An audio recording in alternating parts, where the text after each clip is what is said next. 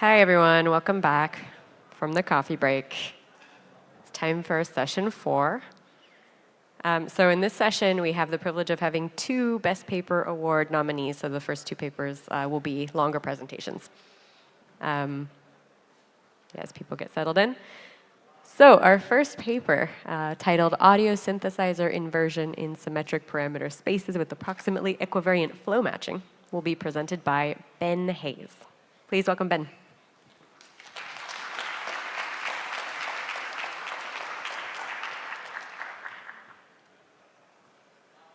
Hello, my name's Ben. I'm very grateful to have the opportunity to talk to you about this work on audio synthesizer inversion, conducted with my co-authors Charis Saitis and George Fazekas. So these days, music and audio professionals rely on a highly developed ecosystem of parametric production tools like audio effects and synthesizers. And our work is motivated by the question, can we use machine learning to enhance and integrate with these tools? For now, we focus on a task called sound matching, in which we have an audio synthesizer and an audio signal, and we want to find the synthesizer parameters that best approximate that audio. Historically, these tasks have been approached with costly black box optimizers that require many calls to the synthesizer, and so the hope was that deep learning would allow us to avoid this cost. But in practice, neural networks have struggled to deliver results. This is surprising, given what we know neural networks can do. Inverting a deterministic black box should not really be so difficult, so why do they turn out to be so bad at this task? Well, spoiler alert, they're not. We've just been taking the wrong approach to training them. So what do I mean by that? To understand, we should think about the forward map that a synthesizer represents. So for a given synth, there's a space of possible parameter configurations from which we can select an example. We pass this through the synthesizer to produce an output in the space of audio signals. No surprises so far, but very often, a synthesizer can produce the same signal given multiple different parameter inputs. And this is the important point. The forward map is many to one, and so the inverse problem is ill-posed. One signal can correspond to multiple different parameter configurations. So why does this matter? Well, let's strip away some complexity for a moment and just make a very simple model. So our forward model is now simply y equals x squared. And we're going to sample a data set of x-y pairs. And we want to use these to train a network to regress x, given y as input. And the problem, as you can see on the right, is that x squared is invariant under sign change. If we don't deal with this symmetry, a sufficiently large model will converge on something like the crazy orange interpolant, while a smaller model will be forced to average conflicting solutions, like in the green line. Even worse, the usual options we have in deep learning, like collecting more data or scaling up our model, actually make this problem worse. So how does this many-to-one issue actually manifest in audio synthesizers? Well, sometimes we can arrive at the same output using entirely different ways of programming a synthesizer. So an oscillator and a resonant digital filter can both produce a sine wave. Sometimes the value of one parameter prevents other parameters from influencing the signal at all. So in the most extreme case, we could just turn the global output level to 0, and then any value of the other parameters results in an identical silent signal. And finally, we sometimes find that synthesizers exhibit structural symmetries. So for example, if we have multiple functionally equivalent oscillators operating in parallel, our synthesizer is invariant to permutations of their parameters. And previous approaches to sound matching have trained networks to produce point estimates of parameters using regression or DDSP objectives. And these are minimized by the expectation over equivalent solutions, which, if we have multiple conflicting ground truths, is of course suboptimal. So what if instead we explicitly represent our uncertainty by modeling a distribution over possible solutions? In fact, all we really need to do is sample from it, so we're simply training a generative model. And as we shall see, this turns out to work a lot better. But if we know already that some of the uncertainty comes from structural symmetry, why don't we also take advantage of this knowledge? We could do so by constraining our model to learn distributions which are invariant to the synthesizer's symmetries, meaning that we assign exactly the same probability to each symmetric outcome. And this means we don't spend any model capacity on these symmetries, and we can focus instead on other sources of uncertainty. To implement this in practice, we adopt the continuous normalizing flow family of generative models because the theory guarantees us that if we implement them with a symmetry equivariant architecture, we learn a symmetry invariant density. Here we focus on permutation symmetries, which we do with a diffusion transformer, which when used without a positional encoding is naturally permutation equivariant. In the ideal case, there would be an obvious mapping from synthesizer parameters to transformer tokens, like for an additive synthesizer, we would assign the parameters of each oscillator to an individual token. But such a simple mapping is not always available. In fact, we often don't know exactly which symmetries are even present in a synthesizer. In the case of complex real-world black box synthesizers, for example, we can only really guess at which symmetries there are and which parameters they act on. Synthesizers also sometimes exhibit quasi-symmetric structure, for example, symmetries that only exist conditionally on the values of certain other parameters. So to accommodate these cases, we designed a module which allows adaptive discovery of the appropriate equivariance-preserving mapping from parameters to tokens during training. So to determine how much of an effect these issues of ill-posedness and symmetry really have, we designed a toy task that uses a simple additive synthesizer. The synth consists of k identical oscillators whose outputs are summed together, making it naturally permutation invariant. However, if we want, we can break the symmetry by limiting each oscillator to a different frequency range. And this means we can isolate the effect of symmetry on any models we train on the task. So let's look at some results. We focus here on the log spectral distance between ground truth and resynthesized audio. The pink line is a worst-case baseline produced by just randomly sampling parameters. The first thing to look at is the standard regression model, which is representative of previous sound matching approaches. When there's no symmetry in the synthesizer, this performs very well. However, if we introduce a permutation symmetry, this dramatically harms its performance. Next, we look at our permutation equivariant generative model, where each token represents an oscillator.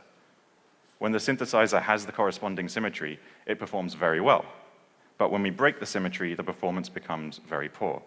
This is because the equivariance is overly restrictive, and the model can't differentiate between oscillators. But when we use our parameter-to-token mapping, under symmetric conditions, it behaves just like the fully equivariant model and uses its inductive bias to achieve very good performance. But under asymmetric conditions, it's capable of breaking this bias and ignoring the inappropriate symmetry constraint, and thus also performs very well. We can get a visual intuition for this by computing the cosine similarities between the learned parameter embeddings of the parameter token module. So on the left, for the permutation symmetric synthesizer, it has learned the functional equivalence between the permutable oscillators, and so the representations for all frequency parameters are almost identical, and the same goes for amplitude and waveform. On the right, with no symmetry, the learned representations lack this structure. So we see that unresolved symmetry really does harm the performance of deterministic regression models, while our equivariant generative approach does much better, lending strong support to our parameter indeterminacy hypothesis. On the other hand, it's also clear that inappropriate model equivariance harms performance, and this is why our parameter-to-token model is helpful. It allows us to benefit from equivariance where necessary without imposing hard constraints.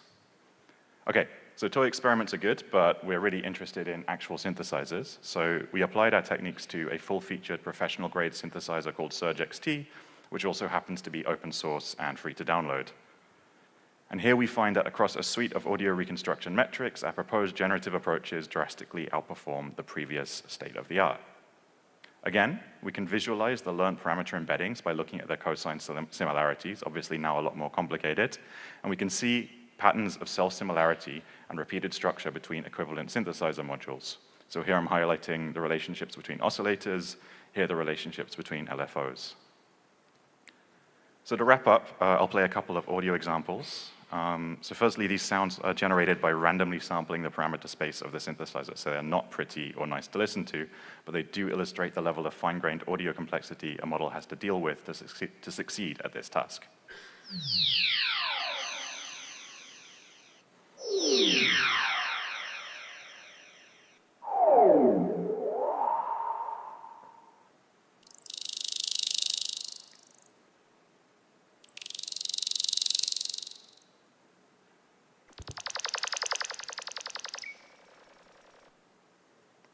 And while we didn't explicitly train our models for out-of-distribution audio, we did nonetheless evaluate on some other data sets to lay a foundation for future work. And here are a couple of examples of these outputs. Now, bear in mind that these are produced entirely with an audio synthesizer with a neural network that's only ever seen audio from this synthesizer.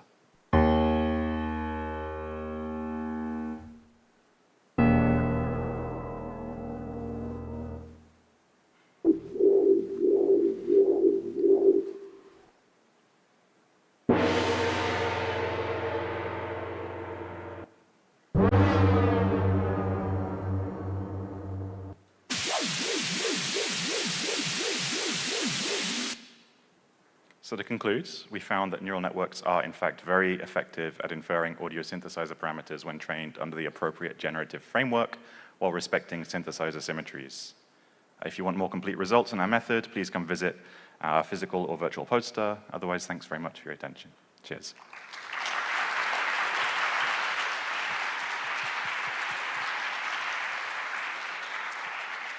Thanks very much. Our next paper will be also an award-nominated paper, and it's titled Siamese Language-Audio Pretraining Without Negative Samples for Music Understanding, and it'll be presented by Julien Guinaud and Alain Rioux. Hi, everyone. Oh, these are the wrong slides. Bye, everyone.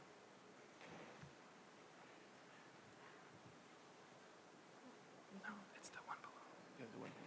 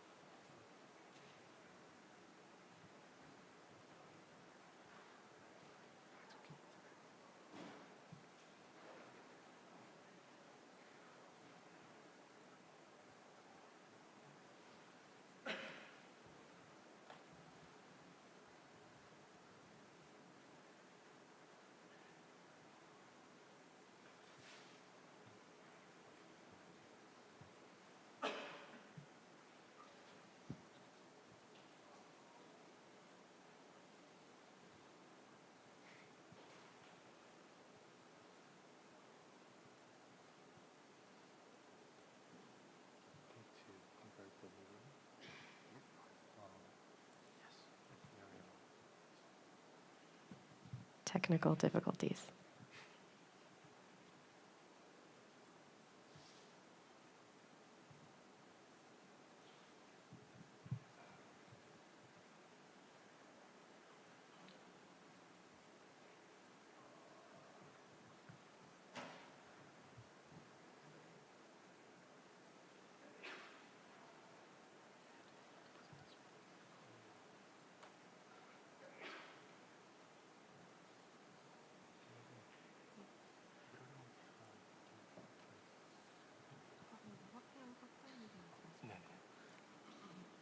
교수님 혹시 이거 일단은 미러링 모드로 여기 잡히지 않는데 했다 가지고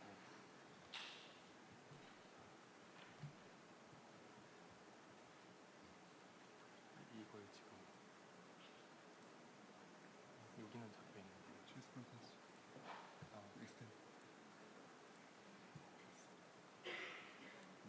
뭘 띄우려고 하지 지금?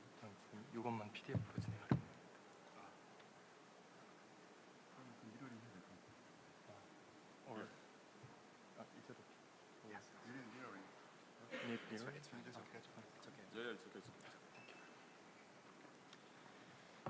Okay, thank you for the help on the technical difficulties. Let us go ahead.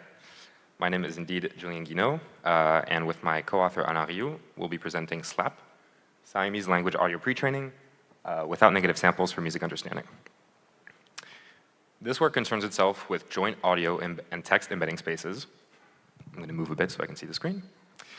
The idea behind which is to maximize the similarity between an audio clip and its corresponding textual caption. Learner representations through joint multimodal audio and text embedding spaces can then be strong representations for downstream musical tasks or textual tasks. They can also serve for text audio retrieval, recommender systems, zero-shot classification, or even, more recently, as the backbone of multimodal LLMs or of text condition generative systems. Typically, these representations are learned through text-music contrastive learning. In contrastive learning, which you might know as CLAP, the similarity for positive audio and text pairs is maximized, while the similarity for negative audio-text pairs is minimized.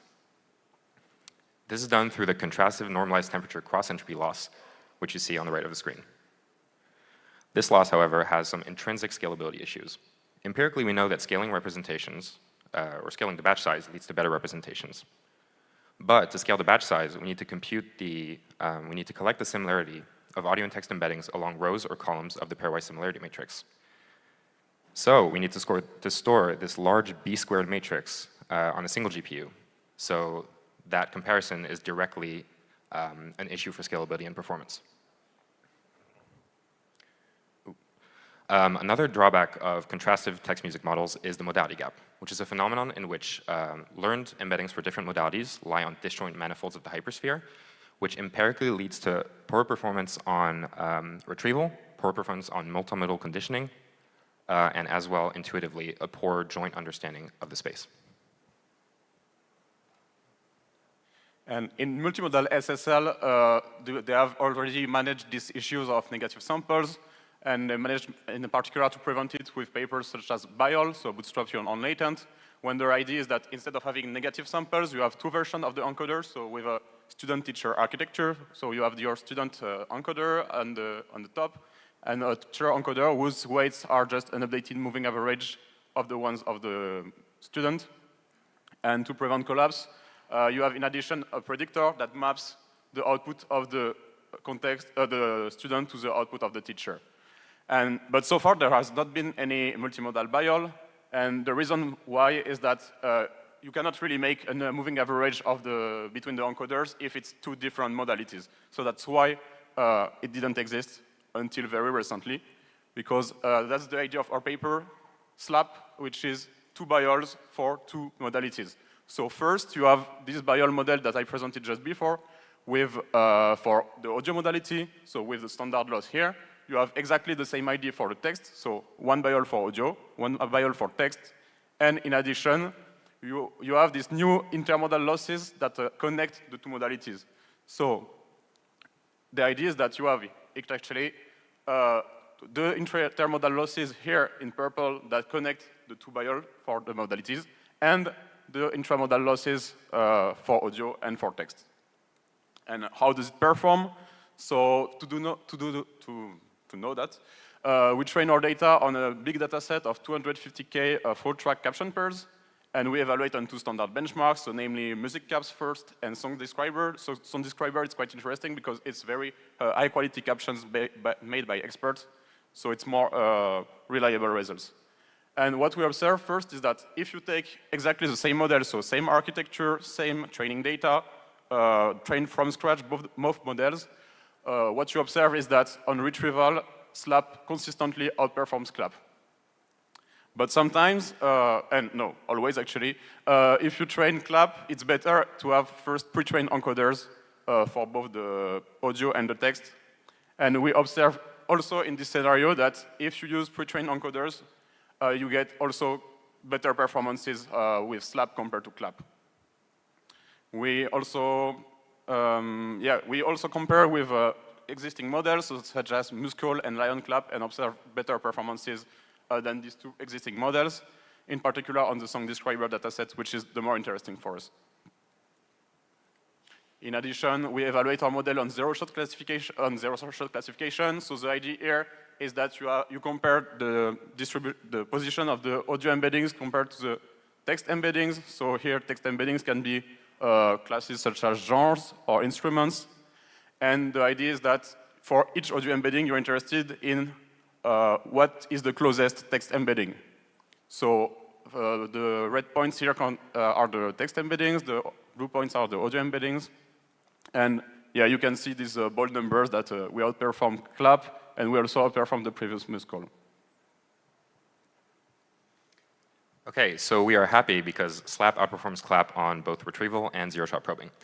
But SLAP also has some very attractive attributes other than that performance. First of all, SLAP completely reduces the modality gap. Qualitatively, we can see here that on private caps, which is our internal test data set, there are distinct manifolds for the different modalities. If we plot those same embeddings with SLAP, we see that the modality gap completely disappears, and this promotes a true joint understanding, which is reflected, obviously, in the performance. We don't only evaluate the modality gap qualitatively, we also look at quantitative numbers. Notably, we evaluate two things. We evaluate the distance between the centroids of each modality. A larger distance correlates to a larger modality gap because that means the modalities are more separated. We also train a lightweight linear predictor to predict the modality of embeddings. Here, the lower the accuracy of this predictor, the more separated the less separated, sorry, the modalities are, because the predictor is having a harder time distinguishing between modalities. And we can see that across metrics and across data sets, once again, SLAP outperforms CLAP, with CLAP having completely disjoint modalities and SLAP having a true joint understanding. Another thing we tried is scalability experiments. Notably, SLAP, due to the lack of negative samples, has a new loss function that is open to gradient accumulation. Gradient accumulation is a technique that is used by accumulating gradients over the steps of training to artificially increase the batch size. So what we found is that we could artificially increase the batch size of SLAP during training and see similar improvements to performance on CLAP when actually scaling the batch size. And the kick here is that all of this training for SLAP is actually done on a single GPU, which is really nice. Okay, finally, we took a look at how the different losses terms, intermodal and intramodal, interact between each other during training. So what we looked at is the performance and the modality gap for different lambda values, which balances the intermodal and intramodal losses. We found two things. The first is that the best performance coincides with the smallest modality gap. Kind of expected, but we're still happy to find this. But also, the smallest modality gap occurs for balanced losses, and for extreme values of lambda, our model collapses. So I would like to propose to you an interpretation of why this is. Essentially, the outputs of the predictors are being pulled equally in either direction towards the modalities of the outputs of the projector of the teacher model. But the teacher model is updated more slowly, so there's higher inertia. So essentially, being pulled equally in either direction by heavier objects, the outputs of the predictors end up lying in the middle, which promotes this true joint understanding with no modality gap. Okay, so to sum up, a few takeaways about SLAP. So what SLAP offers is first improved performance over CLAP, both on retrieval tasks, on zero-shot classification, as we show. We observe the absence of modality, or very limited modality gap compared to CLAP, which is a very valuable property, and we evaluated this both qualitatively and quantitatively. In addition, thanks to gradient accumulation, you can scale to very higher batch size without increasing your compute resources, which is a key element of SLAP compared to CLAP, because of this B-square matrix, this made CLAP very hard to scale before. And yeah, by the way, something that's quite interesting. So I know that everyone here is interested in music, so we did all the experiments on music. But as you may have seen, there is no assumption regarding the modality here. So probably SLAP could work also on image, on audio, and on any arbitrary modality. And every work that has been done before to improve the quality of these CLAP models could probably, well, actually will improve SLAP as well. So thanks a lot for your attention. And if you have any questions, please come to see us at the poster. Thank you.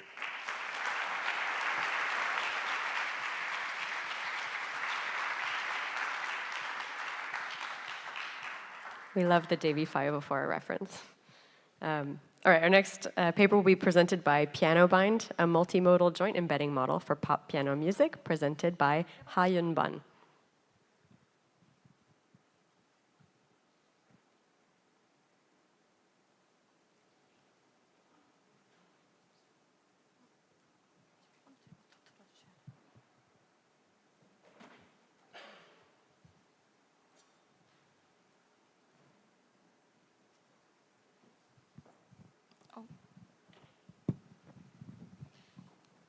Hello, everyone. My name is Ha-Yun Bang, and from KAIST. Today, I'm excited to share our work, PianoBind, a multi-modal joint embedding model for pop piano music. Before explaining our model, let me try finding a piece of music. Today, I want ragtime piano music with an upbeat, bright, playful, and happy mood. And these two models gave me results. First, let's listen to what the previous model recommended.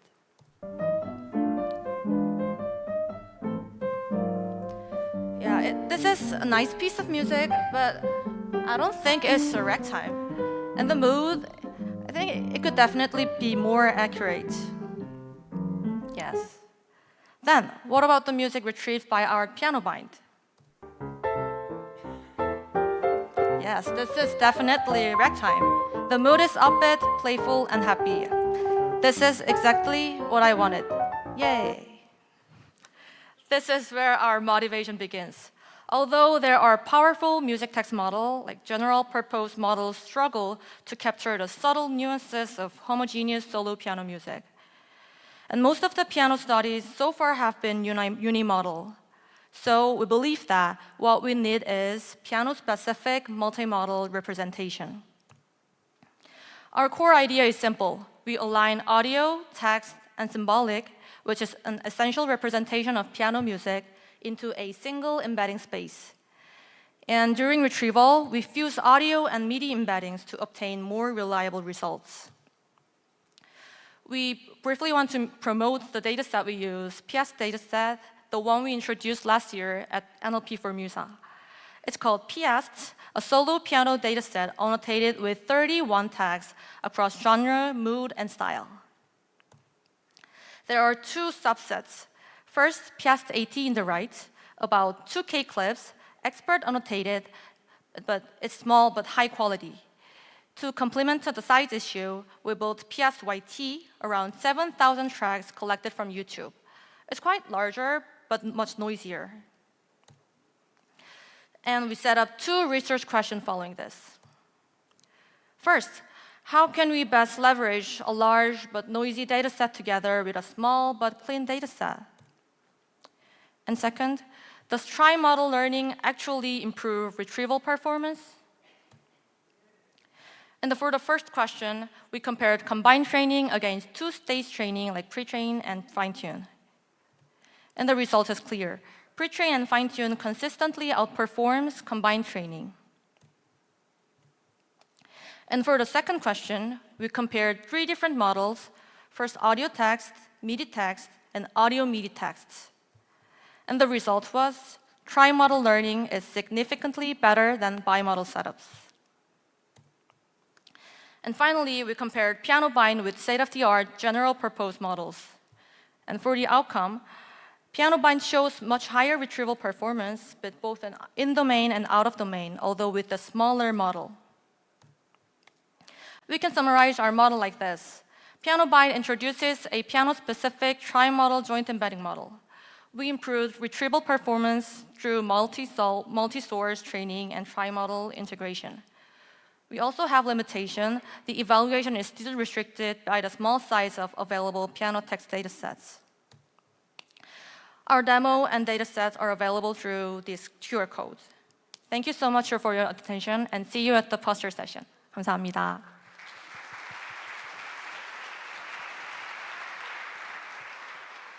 Our next presentation will be Enhancing Neural Audio Fingerprint Robustness to Audio Degradation for Music Identification. And this will be presented by Oz Araz.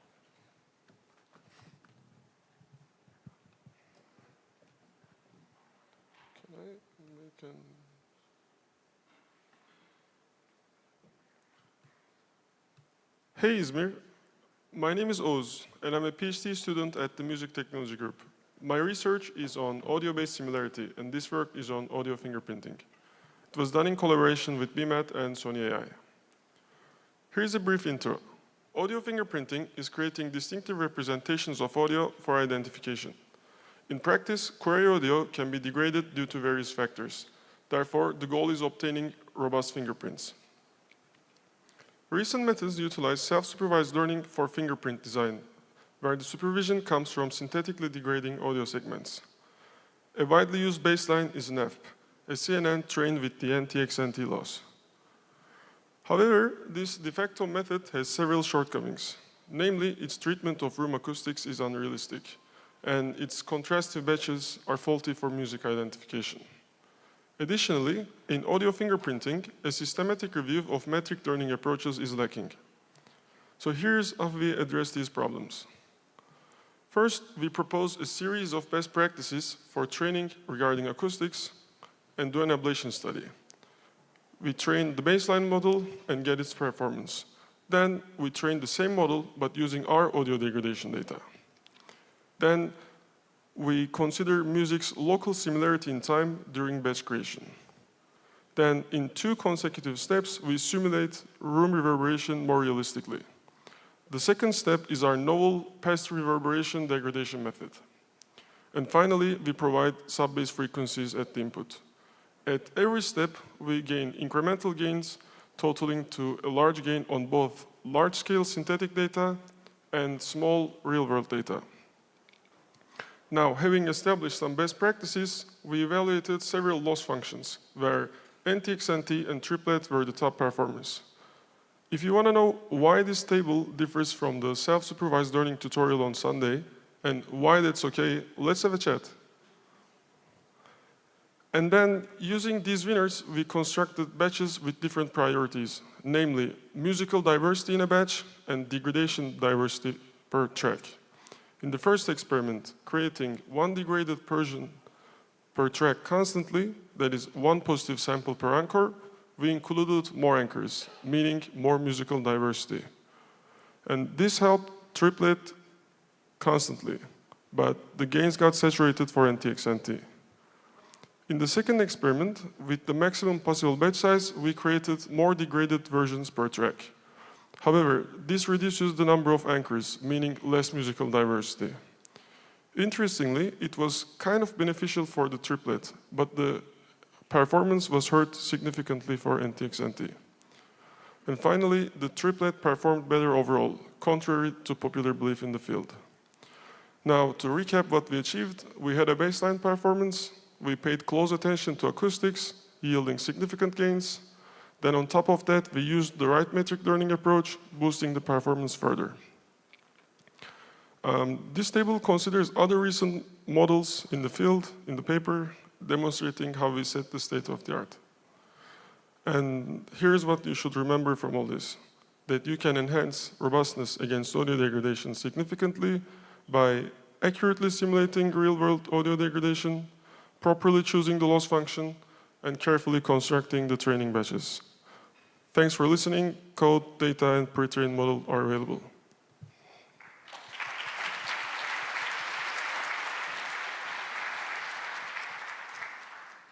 Our next presentation will be virtual. It's called Beyond Notation, a digital platform for transcribing and analyzing oral melodic traditions, presented by Jonathan Myers.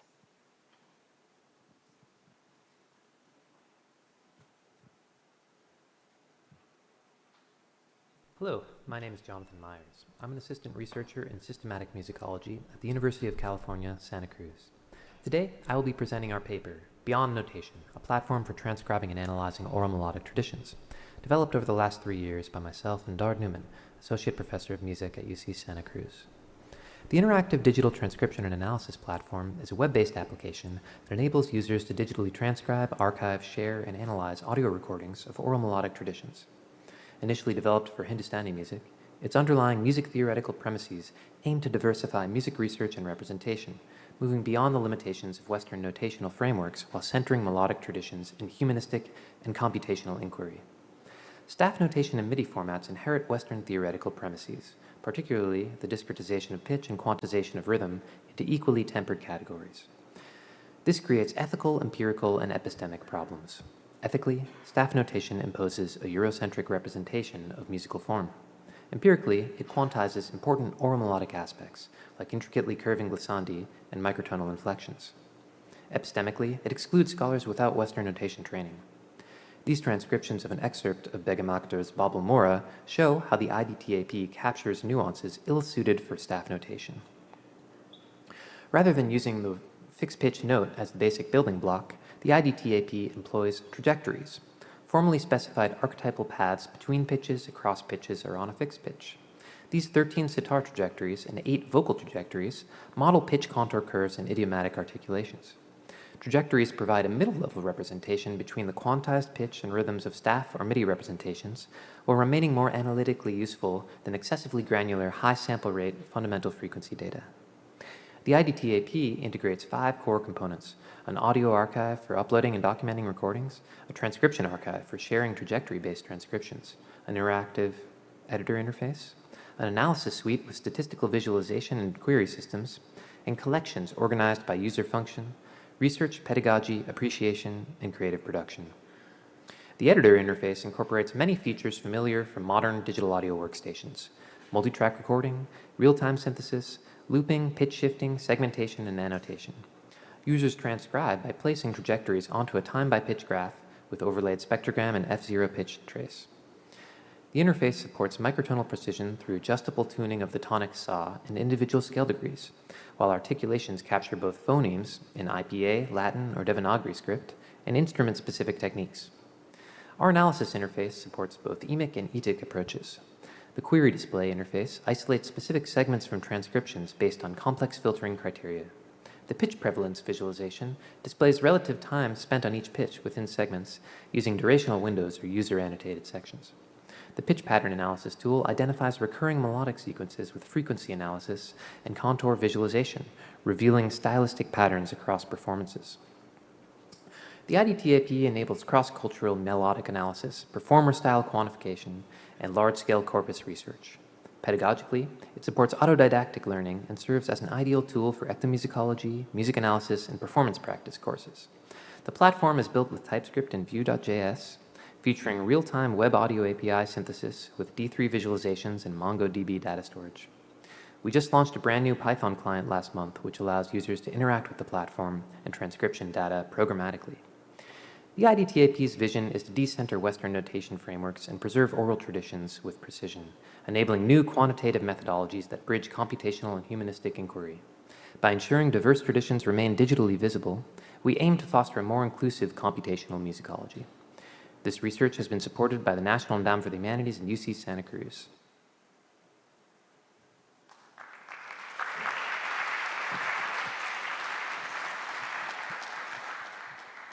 Our next presentation will be CMI-Bench, a comprehensive benchmark for evaluating music instruction following, presented by Yin-Hao Ma.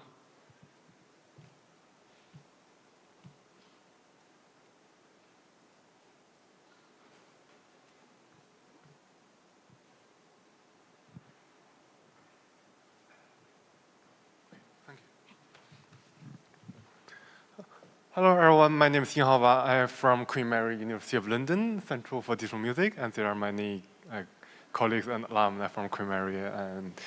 And this work is what I have done in the Yamaha internship last year. And by the way, Yamaha have a really good internship scheme and really recommend it. And so let's talk about the, where's the mic? Sorry, how can I?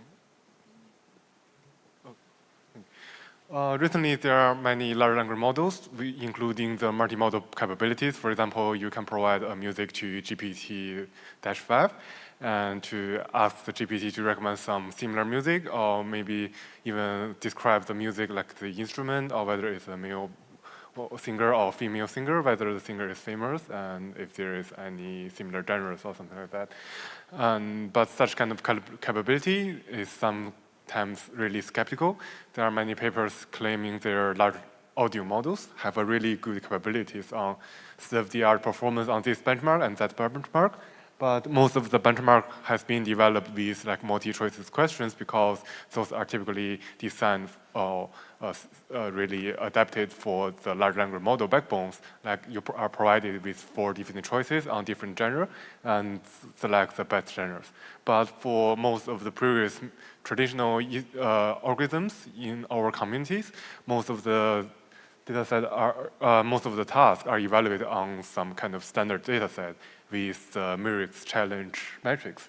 So this work is to evaluate whether such kind of large language model for audio capabilities can provide a really good performance with the traditional Myrick's evaluation metrics.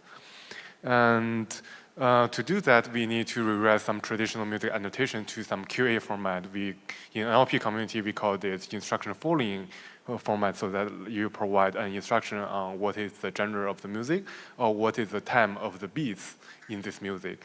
Then the model needs to provide some kind of output. And I do the evaluations for all the open source large audio models, which was available before the ISMIR submission deadline. And the takeaway result is quite obvious. Is all the models are pretty bad if you evaluate with our traditional Myrick challenge evaluation method. especially for some like sequential relevant tasks, and for those models who can provide for a really good performance on some of the data set, it typically may not provide a really good result on the same task on another data set, and those typically will be relevant some kind of bias on the training corpus.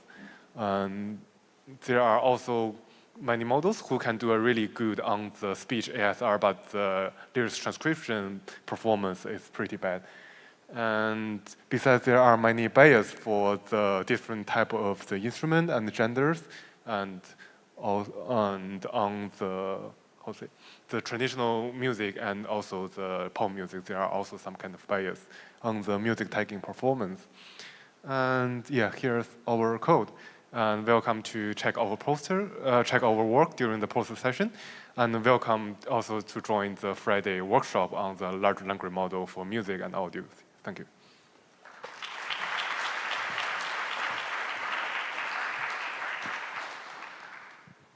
Our next presentation is called Lose the Frames, Exact Metrics for More Responsible Music Structure Analysis Evaluations, presented by Xingyang Xi.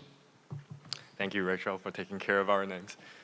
Hi, I'm Qingyang, and today I want to share with you an event-based paradigm for implementing music structure analysis metrics. So music structure analysis method produce label segmentation, which look like this. Several different metrics evaluating label segmentations are implemented in MIR eval, the go-to evaluation toolkit for many MIR tasks. However, MIR eval does so by using a frame-based paradigm, where the segment labels are sampled with a uniform frame rate. We can do better than that with an event-based paradigm for implementing the same metrics. So in this work, we propose event-based implementation for computing the pairwise frame clustering score, the V measure, and the L measure. We benchmark them against existing frame-based implementations in MIR eval using the Salami dataset. And I will use the rest of this presentation to highlight how this is done with the V measure, as well as some benchmarking results, and for how this using the same technique can be applied to the pairwise frame clustering score and the L measure. Just come to the poster and we can have a chat. So V measure compares an estimated segmentation S hat against the reference S by looking at the conditional entropy between their labeling. The central object in calculating the conditional entropy and thus the V measure is the joint probability of the label co-occurrence. Currently in MIR eval, this contingency table is built by sampling label at a fixed frame rate. I'll illustrate this process here by building the contingency label for this example using a frame size of 0.2 seconds. This process involves iterating through all the time frames and logging the number of frames where any pair of label co-occur. However, we can also build the contingency table instead by directly logging the time duration for these co-occurrences like so. This not only reduces the step needed to build a table from the number of frames to the number of seconds, but also ensures that the resulting PMF is exact. So for benchmarking our implementation, we use the two-level reference hierarchy provided by the Salami dataset. For estimate, we obtained the 12-level hierarchy produced by Justin Solomon et al.'s 2021 method. And for benchmarking flat segmentation metrics, we used the finest level of the hierarchies. For the L measure, we used the full hierarchy. We used 5 different frame sizes for running the frame-based metrics with MIR eval, and all experiments are computed with my personal laptop. So I'll highlight some findings from our benchmarking experiments here. The top figure compares the metric runtime when using the event-based implementation, which is showing red, versus the frame-based ones shown in gray. So there are 5 different frame-based ones in different gradations of gray. So notice how the y-axis shows the metric runtime on a log scale, and the axis shows the duration of the tracks. We can see here, for example, that for a 6-minute-long track, the event-based implementation of L measure runs about 1,000 times faster than the frame-based L measure with the default 0.1 second frame size. And this can have practical implications if we were doing hyperparameter searching. So when people actually do run these evaluation metrics, a lot of times this can have sizable difference in time.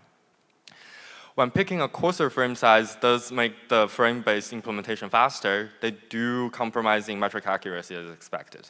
So on the bottom, we can see the deviation from the event-based versions from the frame-based versions. So while our experiments show that the overall metric deviations are small, mostly within 0.01, the frame-based PFC and L measure tends to underestimate their event-based versions on average, and the frame-based V measure tends to be an overestimator. But the deviations are on both sides. And in conclusion, we've shown that the event-based implementation of common MSA metrics are faster and more accurate. These advantages directly support more scalable and sustainable research practices, and the core ideas can be generalized to other tasks, such as sound event detection. I hope to see you at the poster for more in-depth discussion. Thank you.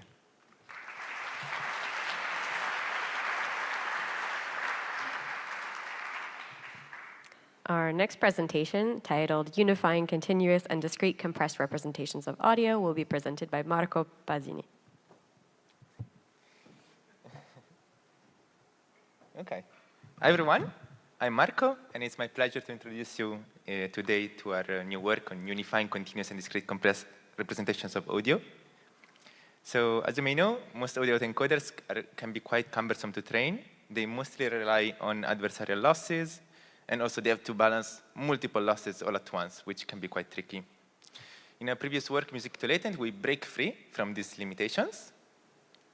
So Music to Latent uses a complex STS spectrogram as the invertible representation, not waveforms.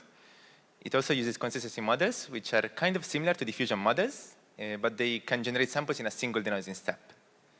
And also, it can be trained completely end-to-end using a single loss term. In our previous work, Music to Latent 2, we also achieve much higher compression ratios. So how is this possible? We make an example. We take a recording of a trumpet. We encode it with a standard encoder model, and we're going to have a sequence of latents. Now, the information about the instrument trumpet will be contained in every single one of these latents, and this is extremely redundant. So our proposed solution is to store global features from the input audio into single summary embeddings. And we take inspiration from some recent computer vision work, which proposes a way to distill global information from an image into a set of learned embeddings using a standard transformer encoder. And this means that now the information about trumpet can be stored in a single embedding. And other embeddings can be reserved for other local or global information, like note density or tempo. This brings us to our current work, Codec. So you may know that we need continuous representations of audio to train latent diffusion models. An example of this is audio LDM.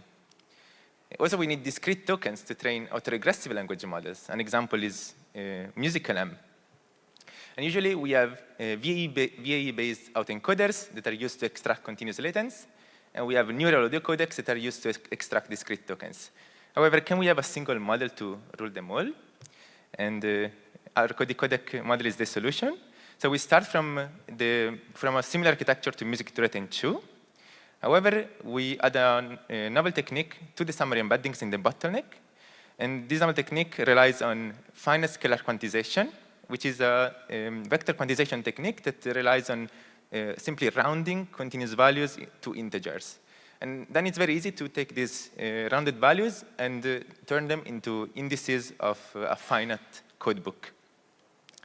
So during training of codec, we use a technique called FSQ dropout, which simply means that sometimes during training, we round the values, and sometimes we don't. And this allows us to train the decoder model to reconstruct audio from both continuous latents and discrete latents.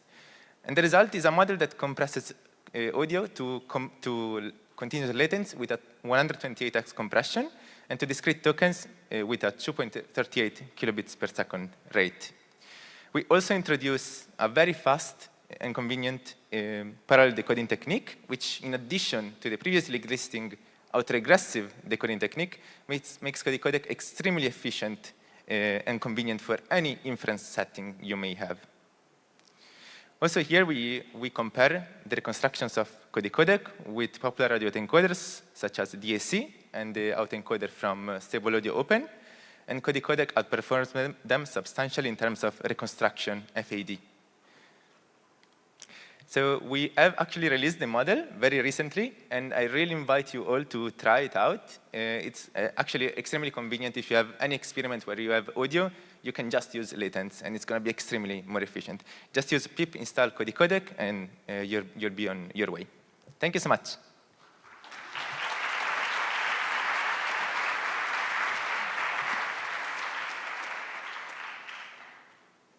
Thank you. Slack keeps crashing. Everything's fine. Our next paper. Our next paper is titled Improving BERT for Symbolic Music Understanding Using Token, Denoising, and Pianoroll Prediction. And this will be presented by Junyo Wang. Okay, thank you. Hello, everyone. I'm Junyo Wang, and today I'll be presenting our work about improving BERT for symbolic music understanding using token denoising and pianoroll prediction. So, as a background of this work, the idea of self-supervised learning is that we can pre-train a model using a large scale of unlabeled data set, and then we can fine-tune the model on a smaller scale of an annotated data set on a downstream task.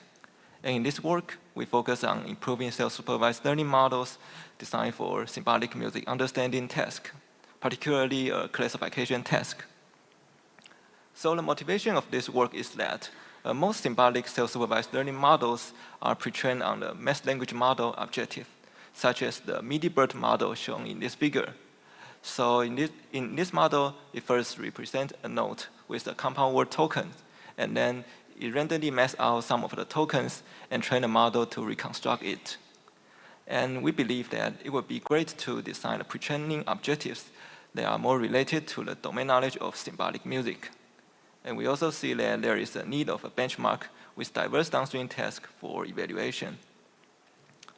So in this work, we propose a self-supervised learning model for symbolic music understanding by proposing we adopt a novel model architecture as a backbone, and we also propose two novel objectives for pre-training, which are related to the idea of symbolic music and also the pianoroll representation. And also, we also collect a benchmark that includes 12 downstream tasks for evaluation. And the main difference between the proposed method and the previous work is that instead of randomly mask out some of the tokens, we propose to only randomly add a small noise to the token's attributes and train the model to recover the original tokens.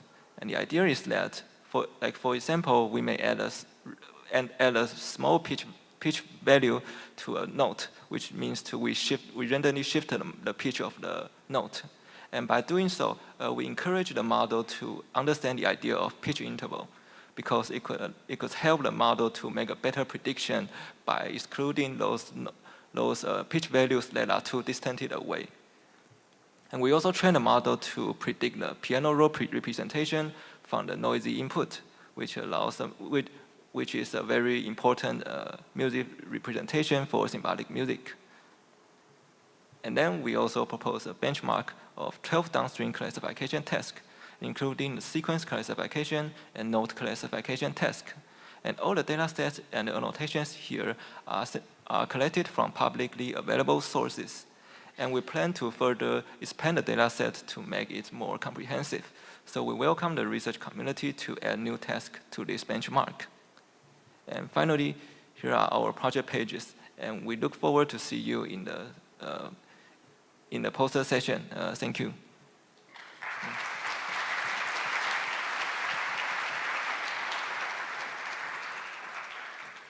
Our next presentation is titled Scaling Self-Supervised Representation Learning for Symbolic Piano Performance, presented by Louis Bradshaw. Hi, I'm Louis, and I'm presenting our paper, Scaling Self-Supervised Representation Learning for Symbolic Piano Performance. So we all know by now that self-supervised techniques have had a huge impact in a variety of modalities, most notably in LLMs, but also for images with stuff like Dino from Meta. This approach scales really well to large models and large data sets, and allows us to amortize the cost of training, getting really good fine-tuning performance with on a variety of tasks with just a single pre-training phase. These techniques have been applied to symbolic piano performance data with the really famous music transformer model and follow-up work, and for MIR tasks like MIDI-BERT and the M3 model with clamp. But the main difference between this and other modalities is the fact that the data sets are a lot smaller, especially for piano performance. We worked earlier this year on bridging this gap with a kind of like by developing this data set that I worked on with my supervisor, basically aiming to crawl, identify and transcribe like a good proportion of the publicly available piano recordings on the internet. I recommend people to check out this work, but the long and short of it is that it's clean, it has metadata, and it's very large, roughly 100 times bigger than the previous data sets. So in this work, we use this data set to basically better understand how these things scale, and we use the transformer decoder framework to do this. Notably, we use a very, very standard setup, only really changing the choice of tokenizer. So what's the point of a tokenizer in symbolic music? It's basically to describe the note stream in a discrete way. Previous work has used these like weight tokens to do this. One drawback of this is that calculating the temporal difference between two notes is quite arithmetically complex in terms of the number of terms in the sum. So instead we adopt a hybrid approach, which uses absolute onsets. So how does it perform? As we would expect, because we're using 100 times more data, it does better than the state-of-the-art symbolic models. This is more of a statement about the data set than the framework that we use. However, more interestingly, this approach in our listening tests, where we measured coherence of generated piano continuations, rivals proprietary models like Suno, and even the ground truth, showing that when we scale the data this much, it works well. On the topic of comparing to audio, one other advantage of this approach is that because the discrete representation is so compact, we can quite easily turn it into consumer-grade interactive tools, like I demonstrated with this video.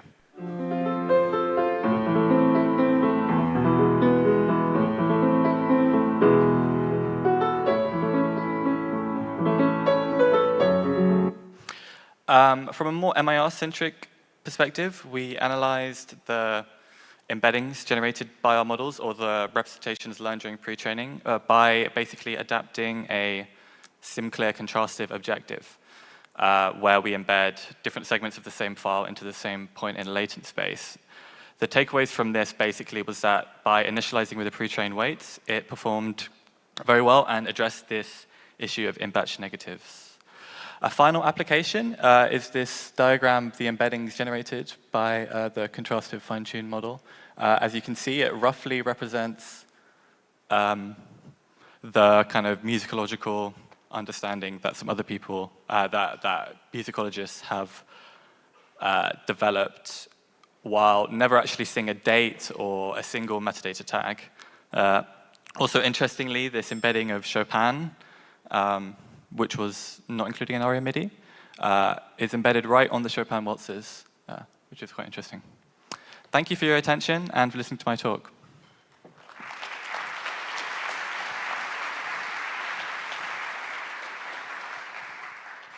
Our next presentation is The Rhythm in Anything, audio-prompted drum generation with masked language modeling, and this will be presented by Patrick O'Reilly. Is there a volume control in case it's Oh, it works. I figured it. Hi, I'm Patrick. I'll be presenting this work, which was co-authored with Julia Barnett, Hugo Flores-Garcia, Annie Chu, Nathan Bryan, Brian Pardo, my advisor, and Prem Sitharaman. And in the spirit of yesterday's keynote, I'm going to keep it brief and play a video. Hello, I'm Patrick O'Reilly, and I'll be presenting our work, The Rhythm in Anything, audio-prompted drums generation with masked language modeling. This work introduces TRIA, a system that converts everyday rhythmic sound gestures, like tapping or beatboxing, into high-fidelity drum recordings in a timbre of the user's choice. People often do stuff like this.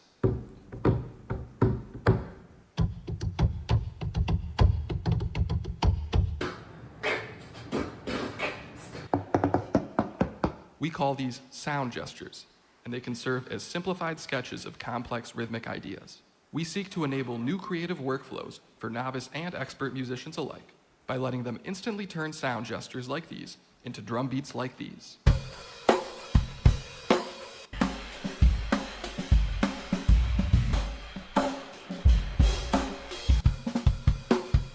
We do this while letting users control their drum sound, or timbre, by providing example audio.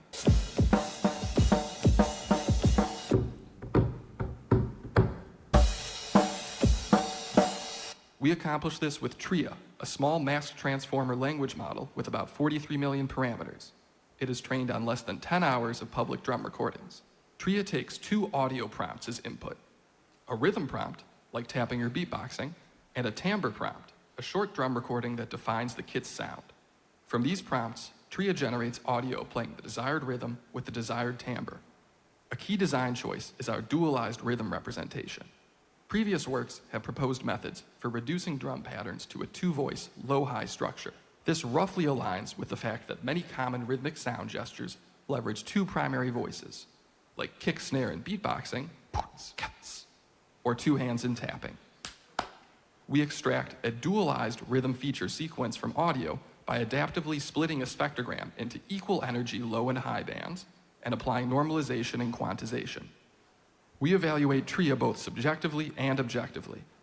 Listening tests compare Tria with Melody Flow, a 1 billion parameter state-of-the-art model trained on 20,000 hours of data.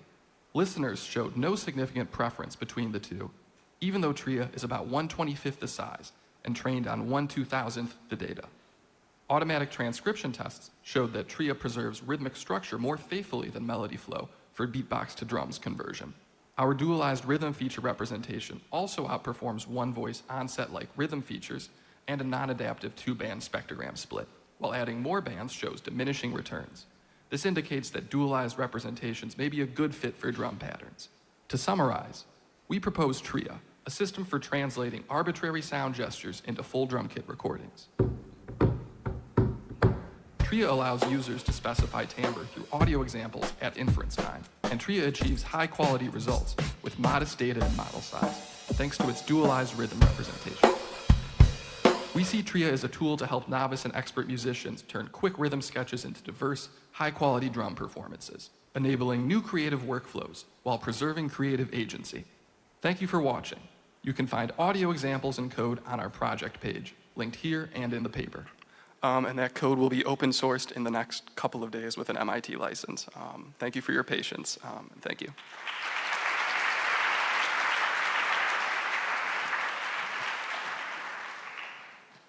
Our next presentation is Count the Notes, histogram-based supervision for automatic music transcription, presented by Jonathan Yaffe. Hello, I'm Jonathan Yaffe from Tel Aviv University. I will present our work, Count the Notes, histogram-based supervision for automatic music transcription. This work was done by me, Ben Maman and Professor Meinhard Muller from Audio Erlangen, and Professor Amit Bermanov from Tel Aviv University. In this work, we show how note histograms can be used as supervision to adapt a music transcriber to a new domain. We now hear Mozart's 30-second violin sonata, followed by its MIDI transcription produced by our model.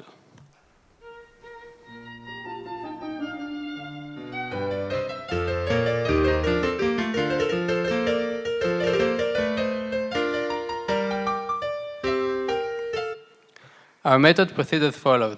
We start with an onset-based transcriber trained on a fully supervised domain, such as synthetic data. Then, using our method, we adapt the transcriber to a new domain, such as real data, and the only supervision we have is note histograms. And the key idea is to estimate time-aligned label using the note histograms, where the And the key idea is to use time-aligned label from note histograms, using the temporal information which we derive from the pre-trained transcriber. So for each audio sample, we predict an onset posteriogram. Then for each pitch, we select the top k temporal frames according to estimated likelihood, where k is simply the target note count from the histogram. Then we use this estimated label to fine-tune the model on a new domain. Previous approaches typically relied on dynamic time warping, DTW, followed by additional local peak picking step. In contrast, our work used mainly peak picking done over large windows, ranging between 30 seconds, several minutes, or even entire audio tracks, reducing the reliance on DTW. In this figure, we can see how note histogram representation can be robust to timing inaccuracies which may occur. Note histogram can be computed over different window sizes, such as entire audio tracks or smaller chunks of 1 minute. This introduces a trade-off between supervision strength and annotation effort. Smaller windows provide stronger supervision, but are also harder to annotate, while larger windows are easier to annotate, but are also provide weaker supervision. On the Maestro dataset, training using histogram supervision over 30-second windows, our method is only 1.7% lower than fully supervised training, and on MusicNet dataset, notorious for its errorless labeling, our method is on par with previous method, which relied on dynamic time warping. But our method uses a much simpler label estimating algorithm. We now hear a violin piece transcribed by our model that we trained on MusicNet.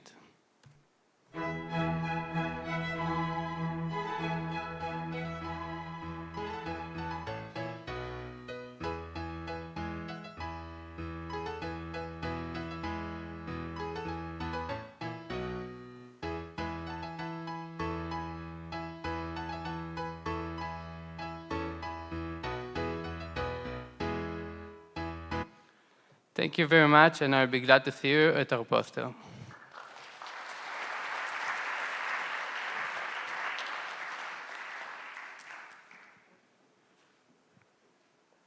Thank you. Our next presentation. Slack crashed again.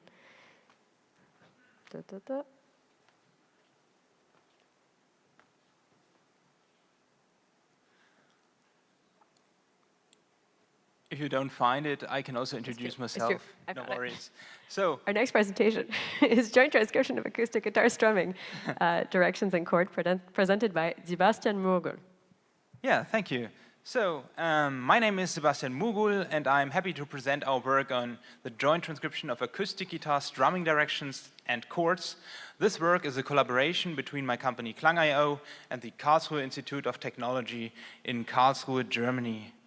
So most of you are familiar with note tracking, and there's a lot of great work out there when it comes to acoustic guitar finger picking transcription, but there's not so much research out there for guitar strumming.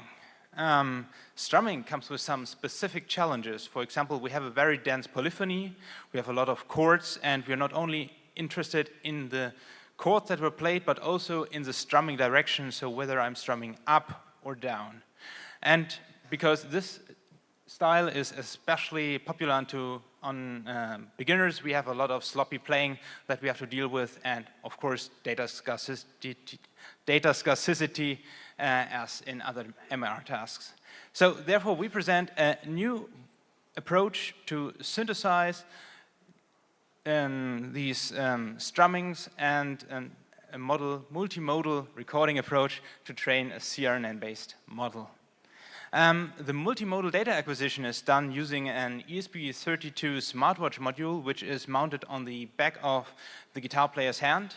And we record the motion data together with the audio from the microphone and the pickup of the acoustic guitar. And using this approach, we recorded 3 guitarists. They were instructed 28 strumming patterns with varying tempo, technique, and volume annotations. Our labeling process is done in a semi-automatic way via spectral flux and motion derivatives and a manual alignment in a user interface. In total, we annotated and recorded 90 minutes of audio. Since this is not enough to train a state-of-the-art deep learning model, we also created a guitar strumming synthesis pipeline. Here in the flowchart, you can see the tabulator composition approach that we used. We used this to sample about 1,000 examples, which is about 4 hours of audio. And then we used the ample guitar VST to synthesize the tabulators into audio with DAW-Dreamer. We applied some additional audio augmentation to make them more realistic.